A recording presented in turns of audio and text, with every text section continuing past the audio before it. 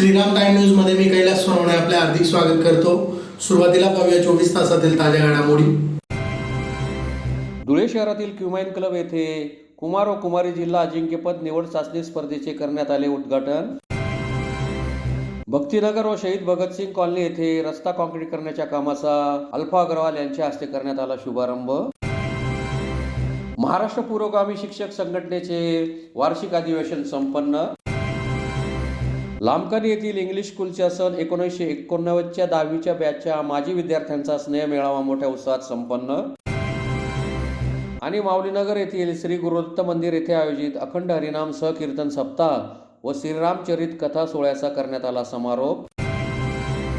आता बातमीवर विस्ताराने। धुळे जिल्हा कबड्डी असोसिएशन तसेच हिंद केसरी क्रीडा मंडळ यांच्या संयुक्त विद्यमाने दिनांक 15 व 16 नोव्हेंबर रोजी आयोजित कुमार व कुमारी जिल्हा अजिंक्यपद निवड चाचणी स्पर्धेचे शनिवारी सायंकाळी आमदार अनुप अग्रवाल यांच्या हस्ते क्युमाइन क्लब येथे उद्घाटन करण्यात आले। धुळे जिल्हा कबड्डी असोसिएशनच्या मान्यतेने व हिंद केसरी क्रीडा मंडळातर्फे 52वी कुमार व कुमारी जिल्हा अजिंक्यपद निवड चाचणी कबड्डी स्पर्धा 2025 चे शहरातील क्युमाइन क्लब येथे शनिवारी सायंकाळी आमदार अनुप अग्रवाल व माजी आमदार राजवर्धन कदमबाटे यांच्या हस्ते उद्घाटन करण्यात आले। धुळ्यातील क्युमाइन क्लब येथे दिनांक 15 व 16 नोव्हेंबरला सदर स्पर्धेचे आयोजन करण्यात आले आहे। जिल्ह्यातील उगवत्या खेळाडूंना शोधणे, त्यांची निवड करणे आणि त्यांची राज्यस्तरीय स्पर्धांसाठी तयारी करून घेणे हा या स्पर्धेचा प्रमुख उद्देश आहे। यावेळी आमदार अनुप अग्रवाल, जिल्हा कबड्डी असोसिएशनचे अध्यक्ष माजी आमदार राजवर्धन कदमबाटे आदी उपस्थित होते।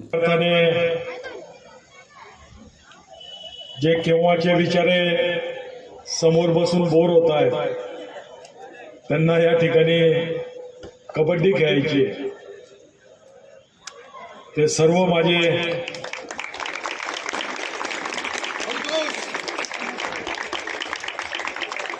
या भारताचे भविष्य आणि क्रीडा क्षेत्रात जे आपलं नाव आणि या धुळ्याचं नाव उज्ज्वल करणार आहे असे सर्व खेळाडू प्रो कोणतं ते प्रो लीग आहे ना, प्रो कबड्डी लीग मी टीव्हीवर बघत असतो कधी कधी, त्याच्यात धुळ्याचंही नाव मोठं झालं होतं। महाराष्ट्राचे अध्यक्ष म्हणून राजपूत सरांचं त्या ठिकाणी कबड्डीमध्ये सिलेक्शन झालं होतं आणि त्यांनी आपल्या धुळे शहराचं नाव गाजवलं होतं। तर माझी अपेक्षा आहे का आपण सर्वांनी तो गुण घ्यावा आणि या मैदानात, या खेळात आपलं धुळ्याचं नाव कसं रोशन होईल या गोष्टीकडे जास्तीत जास्त लक्ष द्यायचं।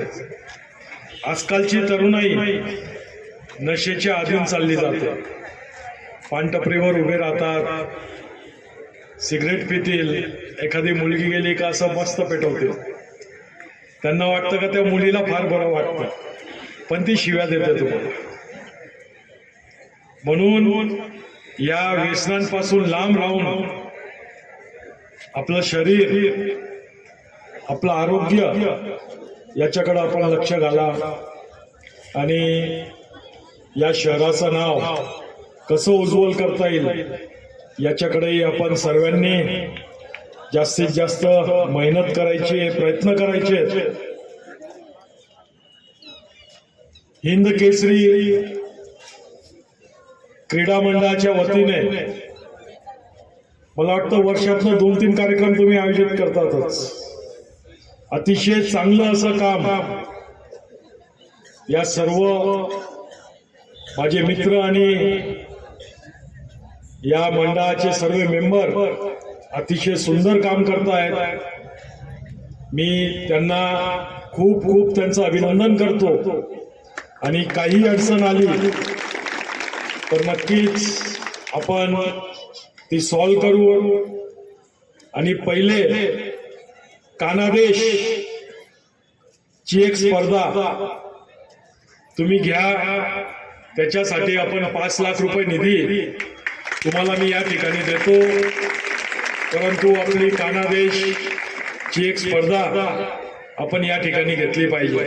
तुम्ही विचार करत असाल खानदेश न म्हणता कानादेश कसं काय म्हणतात, याचं नाव खऱ्या अर्थाने कानादेशच आहे. खानदेश हे नावच नाही, परंतु ते उच्चार करत करत त्याला खानदेश केलं गेलं. म्हणून आपण ही एक स्पर्धा कानादेश कबड्डी स्पर्धा असं नाव ठेवून घ्या. त्याच्यासाठी 5 लाख रुपये मी नक्कीच तुम्हाला या ठिकाणी मदत करेल आणि या शहराला एक चांगलं असं क्रीडेचं स्वरूप येऊ द्या आणि आपल्या शहरातील आपल्या जिल्ह्यातील जे युवक आहे त्यांच्यासाठी आपण विविध स्पर्धा भरवत राहा.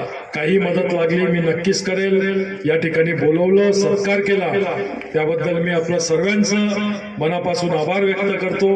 धुळे शहरातील देवपुरातील भक्तीनगर व शहीद भगतसिंग कॉलनी येथे रस्ता काँक्रीकरणाच्या कामाचा शुभारंभ अल्फा अनुप अग्रवाल यांच्या हस्ते संपन्न झाला. धुळे शहरातील देवपुरातील भक्तीनगर व शहीद भगतसिंग कॉलनी येथे रस्ता काँक्रीकरणाच्या कामाचा शुभारंभ अल्फा अग्रवाल यांच्या हस्ते संपन्न झाला. सर्व कॉलनीवासियांनी कल्पेश थोरात यांच्याकडे रस्त्याची मागणी केली होती. त्यांनी आमदार अनुप अग्रवाल यांच्याकडे निवेदन दिले होते. सदर निवेदनाची दखल घेत आमदार अनुप अग्रवाल यांनी निधी मंजूर केल्याने सदर रस्ता काँक्रीकरणाच्या कामाचा शुभारंभ अल्फा अग्रवाल यांच्या हस्ते संपन्न झाला. यावेळी अल्फा अग्रवाल, कल्पेश थोरात, कैलास माळी, सुरेश पाटील, शिवदास पाटील, गोपाळ गीते, सुबोध पाटील, युवराज बोरसे, अमोल सूर्यवंशी, कैलास कासार, चेतन चौधरी, विक्की सोनार आदी उपस्थित होते. आणि आपले आमदार अनुभाई अग्रवाल हे दुसऱ्या सोबत अजेंडा असतो त्यांचा विकासाचा.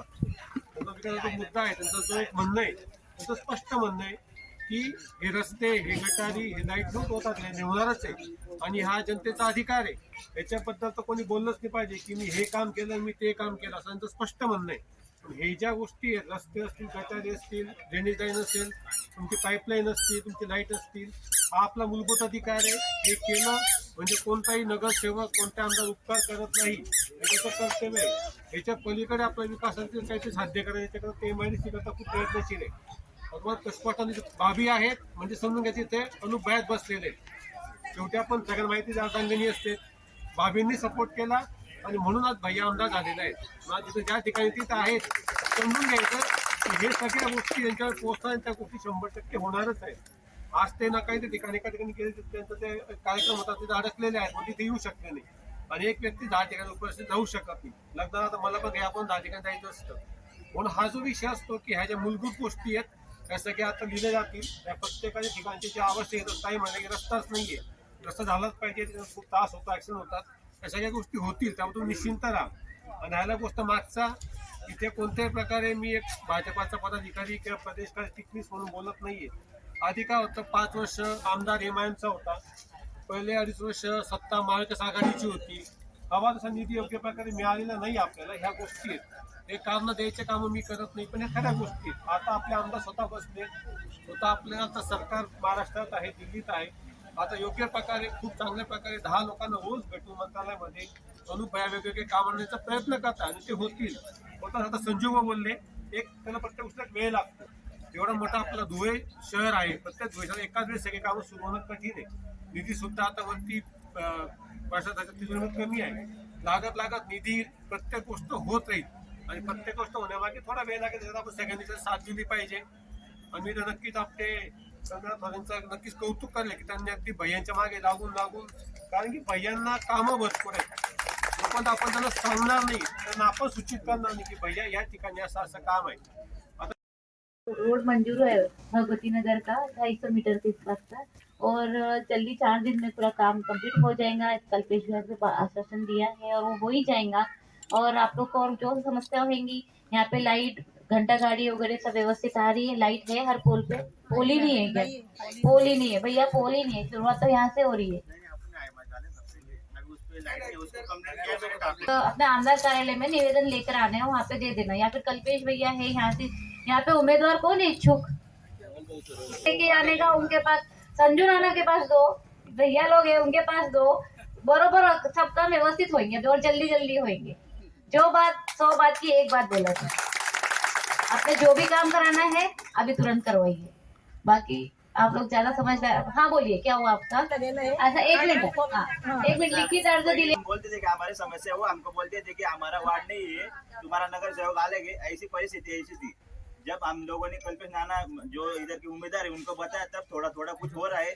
तो भी हमारा मतलब पूरा जो परिसर है ये 15 साल से पूरा वंचित है। ठीक है, अभी नगर सेवक आमदार नहीं, हमको एक- नगर सेवक नहीं ऐसा पकड़ के चलो तुम। हाँ ठीक है, अभी बात में बहुत ज्यादा डेवलपमेंट हुआ है, ये तो आप मानते हैं ना। दादा सही है, एक बोलेंगे तो सबका सुनेंगे, एक साथ में बोलेंगे तो ना तुमको समझ आएगा ना मेरे को देखा जाएगा, क्योंकि अभी तो उसके पहले नहीं होएगा ना। अभी एक बार आप लोग निवेदन लिख के देंगे मेरे को, उसके बाद में ऑफिस पे आओ, कल्पेश भैया आप इनको लेकर आओ, संजू भैया उभं राहायचं आहे ना, मग ज्यांना उभं राहायचंय ते सगळं काम करणार आहे। हा, ज्यांना उभं राहायचंय ते काम करणार आहे की नाही, बरोबर आहे का नाही? हा, आता घंटा गाडी लाईटच्या विषय झालेले। महाराष्ट्र पुरोगामी शिक्षक संघटनेमार्फत संघटनेचे वार्षिक अधिवेशन शहरातील अभियंता नगर येथील शिक्षकांच्या पतपेढीच्या कार्यालयात रविवारी संपन्न झाले। महाराष्ट्र पुरोगामी शिक्षक संघटनेचे वार्षिक अधिवेशन शहरातील अभियंता नगर येथील शिक्षकांच्या पतपेढीच्या कार्यालयात संपन्न झाला। प्रमुख अतिथींच्या हस्ते प्रतिमा पूजन करून कार्यक्रमास सुरुवात करण्यात आली। यावेळी प्रामुख्याने नवनियुक्त विशेष शिक्षक यांचा सर्वांचा सत्कार करण्यात आला। तसेच राज्य पुरस्कार्थी संगीता मराठे, अरुणा पवार तसेच जिल्हा आदर्श शिक्षक पुरस्कार्थी राकेश पाटील, नगराळे मॅडम यांना सन्मानित करण्यात आले। या प्रसंगी महानगर जिल्हा प्रमुखपदी ज्ञानेश्वर चिंतामण सोनवणे व जिल्हा उपाध्यक्षपदी नागराज सोलंकी यांना नियुक्तीपत्र देण्यात आले। कार्यक्रमाप्रसंगी भूपेश वाघ, ऋषिकेश कापडे, रवींद्र बोरसे, रवींद्र सैंदाने, रवींद्र देवरे, दीपा मोरे, सुरेखा बोरसे, प्रतिमा वाघ, संगीता ठाकरे, रंजना राठोड, योगेश नेरकर, देवकर सर, कैलास सोनवणे, किरण चौधरी, मनोज परदेशी, कमलेश चव्हाण, सुजाता परदेशी आदी उपस्थित होते। हा टीचा जिल्ह्याचा प्रश्न आहे, राज्याचा प्रश्न आहे, देशाचा प्रश्न आहे। सुप्रीम कोर्टाने टीला निकाल दिला की सगळ्या शिक्षकांना टी कंपल्सरी आहे, सगळे ठिकाणी आंदोलन चालू आहे। परंतु कोर्टाचा आदेश असल्यानंतर आपण शासनाविरुद्ध लढाई करून कारण सांगायचं हे सगळ्यात लढाई आहे। सांगायचा उद्देश असं, संघटना लढत असताना, संघटना काहीतरी मागणी मागत असताना, दाखल होत असताना 4.5 लाख शिक्षकांनी राज्यातील 4.5 लाख शिक्षकांनी टीचा अर्ज केला आहे, ते परीक्षा देणार आहे। शासन म्हणेल, सुप्रीम कोर्ट म्हणेल ते 10 लाख शिक्षकांपैकी जर 4.5 लाख लोक परीक्षा देत आहेत, त्यांना अडचण नाही, तुम्हाला का अडचण नाही? सांगायचं उद्देश असं, शिक्षकांनी कुठेतरी थांबलं पाहिजे, संघटनेत विश्वास ठेवला पाहिजे, संघटना शिक्षकांची पहिली आहे असाच प्रकार होत असतो। त्यामुळे माझी विनंती राहील, शिक्षक संघटनेवर थोडासा विश्वास आपण ठेवला पाहिजे। जिल्ह्यातील अनेक प्रश्न आहेत। आता 12 वर्षाची चट्टोपाध्याय विद्या श्रेणी, 24 वर्षाची निवड श्रेणी, अनेक बांधवांनी आमचे दादा आणि 24 वर्षाची निवड श्रेणीचा प्रशिक्षण पूर्ण केलं आहे। त्यांचाही लाभ आपल्याला द्यायचा आहे। जे मागचं प्रशिक्षण झालेलं आहे, त्यांचं निवड श्रेणी प्रस्ताव मंजूर झाले, त्यांनाही लाभ देण्याच्या संदर्भात आता लवकरच आपण संघटनामार्फत निवेदन वगैरे देऊ आणि त्याचा पाठपुरावा करू। शिक्षण परिषद धुळे जिल्ह्यात शिक्षण परिषदेचा फार घोळ आहे। आता या महिन्यात शिक्षण परिषदेला पत्र निघालं, दोन गीट म्हणजे माझं गीट आनंद केळी, माझं केंद्र आनंद केळी आणि माझ्या जोडीला दुसऱ्या गीटमधलं दुसरं केंद्र देऊन, म्हणजे देऊन 35 किलोमीटरवर हे 10 किलोमीटर, हे दोघा मिळून घेत असतात शिक्षण परिषद। कसं नियोजन म्हणजे पहिल्यांदा केंद्रस्तरीय शिक्षण परिषद व्हायची, आता विस्तरी घेतली, आता विस्तरी करून वेगवेगळ्या पीठात 2 शाळा एकत्र करून 2 केंद्र एकत्र करून शिक्षण परिषद घेतली। असा हा प्रकार महाराष्ट्रात जिल्ह्यात होत आहे।